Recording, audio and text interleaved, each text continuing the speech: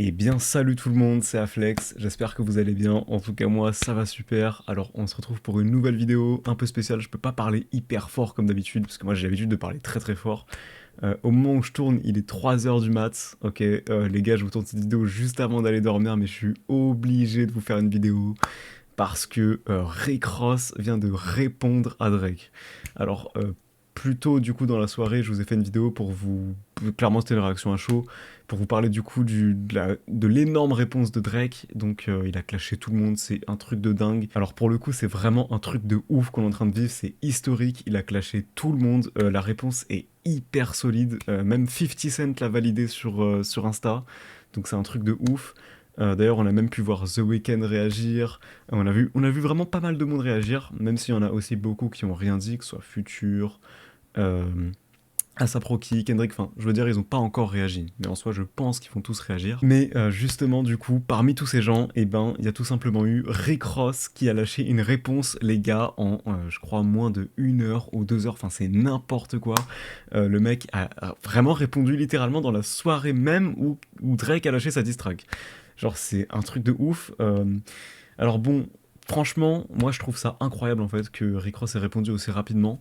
Euh, Pas parce qu'en soi la réponse est dingue, je la trouve pas ouf. À titre personnel, en fait, en soi Rick Ross rappe très bien. C'est vraiment quelque chose qu'on peut pas lui enlever, il rappe extrêmement bien. Qu'on l'aime ou non, moi je le kiffe, hein. Mais qu'on l'aime ou non, c'est quelque chose qui... C'est un putain de fait. Mais en soi, ce qu'il a dit, c'est pas non plus un truc de dingue. C'est-à-dire qu'il a attaqué Drake sur des petits faits, des petites anecdotes. Par exemple, en gros, Drake aurait refait son nez, donc il aurait fait une chirurgie du nez. C'est pas un truc de dingue, honnêtement, je pense qu'on s'en fout un peu. Par contre, et c'est là que c'est assez intéressant, il a dit une chose, parce qu'il faut savoir que, en fait, Rick Ross à la base avait unfollow Drake et on savait pas pourquoi. Et dans son morceau, il a dit: je t'ai unfollow parce que t'as envoyé les feds chez French Montana. Et ça, c'est là en fait qu'on voit qu'il se passe vraiment des choses dont on n'est pas du tout au courant en fait en tant que, pas que fan, qu'auditeur et tout. Et alors c'est une histoire très très bizarre, honnêtement on n'a pas d'infos, enfin en tout cas moi j'en ai pas du tout vu tourner, j'ai fait quelques recherches, j'ai vu rien du tout. Mais apparemment Drake aurait envoyé bah, du coup les fédéraux, quoi, la police littéralement, chez French Montana. Alors pourquoi il l'a fait, aucune idée, de quelle manière, je sais pas du tout, mais ça a l'air d'être une histoire assez sérieuse, et du coup ça veut dire que toute la liste des gens qui détestent déjà Drake de base, enfin qui sont en clash en tout cas avec lui en ce moment même, et ben il y a aussi French Montana qui se rajoute à la liste au final, même si on n'était pas au courant. Donc c'est assez ouf. Franchement, ce qu'on est en train de vivre actuellement, je peux vous dire que c'est un truc de malade. Euh, Franchement, enfin je crois que vraiment très très rarement été aussi hype par quelque chose dans le hip-hop.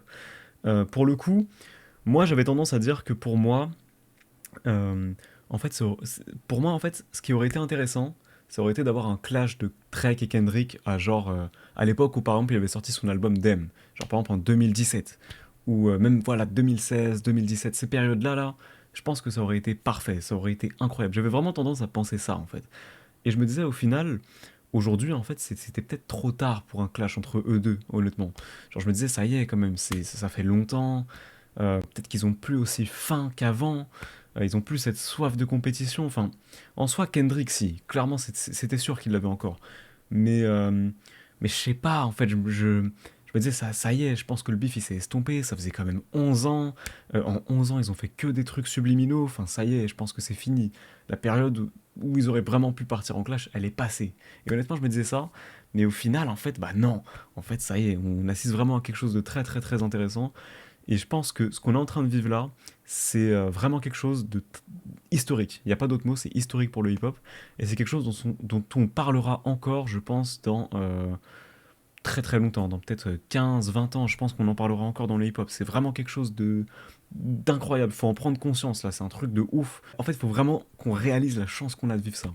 Alors après, bien évidemment, il y a un côté un peu triste à tout ça, dans le sens où faut pas oublier que c'est des clashs. Les clashs aux États-Unis, c'est pas comme en France. C'est-à-dire que bah, très clairement là-bas, là il y a des gens, même si pour nous c'est que de la musique, là-bas il y a des gens qui vont réellement s'impliquer dans la rue, il y a des gens qui vont peut-être se tirer dessus. On espère que ça en viendra pas là, hein, mais c'est très possible, même très très probable, hein, pour moi c'est quasiment sûr.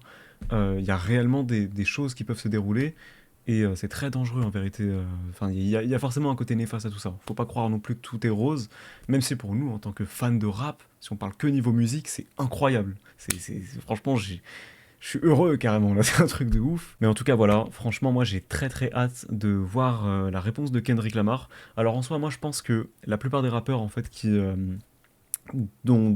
sont en clash avec Drake et à qui Drake a répondu dans son morceau, je pense pas qu'ils vont tous répondre, je pense pas que ça va vraiment rester sur le temps comme ça.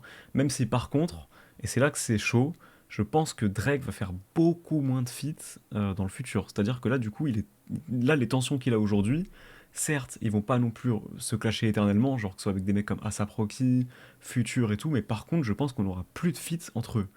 Et donc, c'est là qu'on se dit qu'au final, Drake va faire des feats avec très très peu de gens. Donc voilà, ça va être assez intéressant à voir. Mais en tout cas, je pense que c'est un beef qui va vraiment être très très intéressant. Mais moi, ce que j'attends de voir, c'est vraiment la réponse de Kendrick Lamar. Je pense que là, on va partir sur un clash Drake-Kendrick Lamar. Ça va être un 1v1. Vraiment, les deux vont s'envoyer des morceaux de dingue. Et si vous voulez mon avis, je pense que Kendrick Lamar va sortir une réponse très vite. Et à mon avis, la réponse de Kendrick Lamar sera l'un des plus grands morceaux rap de toute la décennie. Vraiment, je pense que ça va être un morceau incroyable parce que Kendrick, c'est encore une fois un surdoué, c'est un génie de la musique, c'est un lyriciste incroyable et à mon avis, il attend enfin c'est même pas à mon avis, il attend clairement ça depuis très longtemps. Si vous avez vu ma vidéo sur ma chaîne principale où je parle de tout le clash, tous les clashs subliminaux en fait que Drake et Kendrick se lâchent depuis plus de 11 ans, vous savez à quel point Kendrick attendait en fait ce moment. Et je peux vous dire que ça va être très sérieux. Donc voilà, en tout cas, c'est à suivre. Moi, de toute façon, je vais continuer de vous tenir au courant sur ma vidéo, enfin sur ma chaîne, je veux dire. Au passage, tous ceux qui veulent me parler sur Insta, n'hésitez pas à aller me follow sur Insta. Mon Insta, c'est aflexyt. Je le mettrai en haut à gauche de l'écran. Je réponds à tous les DM sans exception. Du coup, si vous voulez me parler, mon Insta, c'est bah voilà, aflex. Vous m'envoyez un DM et je vous répondrai à coup sûr. Quoi qu'il en soit, en tout cas, moi je vais vous laisser là. C'était Aflex. Merci à tous ceux qui me donnent de la force. Merci à tous ceux qui like mes vidéos et qui lâchent des commentaires. Et voilà, on se retrouve pour de très prochaines vidéos. Moi, sur ce les gars, je vais dormir. Bam.